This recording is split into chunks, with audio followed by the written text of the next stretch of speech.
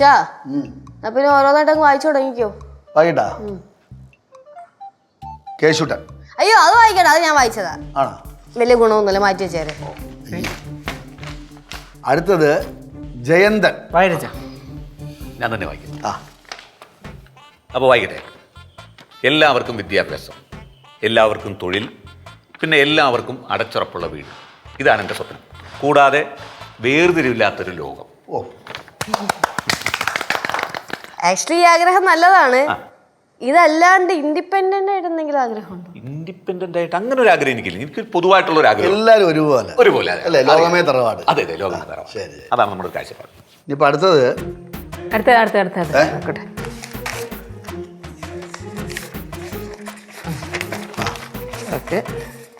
അടുത്തത് ബാലു. ഞാൻ വായിക്കാം.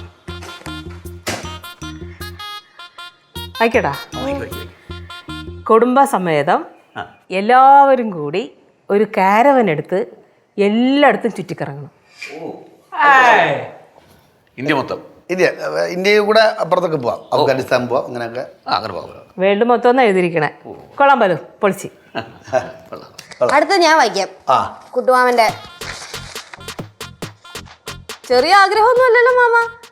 അച്ഛാ, മാമനെ പാരീസിൽ പോയിട്ട് ഈഫിൽ ടവറിന്റെ മേളിൽ കയറിയിട്ട് പാരീസ് മൊത്തം കാണണമെന്ന്. പിന്നെന്താ ഓർമ്മ കൂടെ ഉണ്ട്, മാച്ചുപ്പിച്ചു മലനിരകളുടെ ഇടയിൽ കൂടെ ഒറ്റയ്ക്ക് നടക്കണമെന്നാ എഴുതി വെച്ചിട്ട് ഒരു അനക്കല്ല ഇരിക്കുന്നുണ്ട്.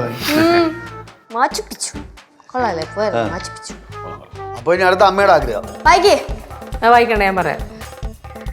നമുക്കെല്ലാവർക്കും സ്വസ്ഥായി സന്തോഷത്തോടെ ജീവിക്കാൻ പറ്റിയ നമ്മുടെ മാത്രം സ്വന്തമായിട്ട് നല്ലൊരു വീട്.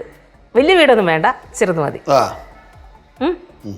ആ വീട്ടിൽ നമ്മളെല്ലാവരും അടിച്ചു പൊളിച്ച് ഇങ്ങനെ പോകുമ്പോൾ ഇവർ കുറെ കഴിയുമ്പോൾ ഇവർ കല്യാണം കഴിച്ച് പോകുന്നറിയാം. അല്ല, ബാക്കി എല്ലാവരും കല്യാണം കഴിച്ച് ജോലിയൊക്കെ നേടി അങ്ങനെ അങ്ങ് പോവുമല്ലോ. പോകുന്നറിയാം. എന്നാലും വർഷത്തിലൊരിക്കൽ ഒരു ദിവസമെങ്കിലും നമ്മളെല്ലാവരും ഒരുമിച്ച് കൂടണം. അതാണ് എൻ്റെ ആഗ്രഹം. പിന്നെന്താ കൂടിക്കളയാം അല്ലേ?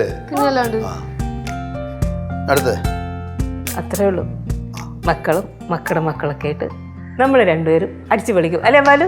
കേശുവിന് മക്കള്, പിന്നല്ലാതെ കേശുവിന് മക്കള്. അടുത്ത വായിക്കേ.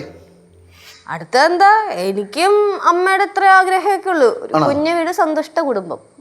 ബാക്കി എല്ലാരും പറഞ്ഞ ആഗ്രഹമൊക്കെ നമുക്ക് നടത്താവുന്നേ ഉള്ളൂ. പക്ഷെ മാമൻ പറഞ്ഞത് കുറച്ച് കൂടിപ്പോയി. ഈഫൽ ടവറേ പടവലത്ത് തെങ്ങിക്കയറും പോലെയാണ് അവന്റെ വിചാരം. ഈഫൽ ടവർ വലിഞ്ഞു കയറാൻ.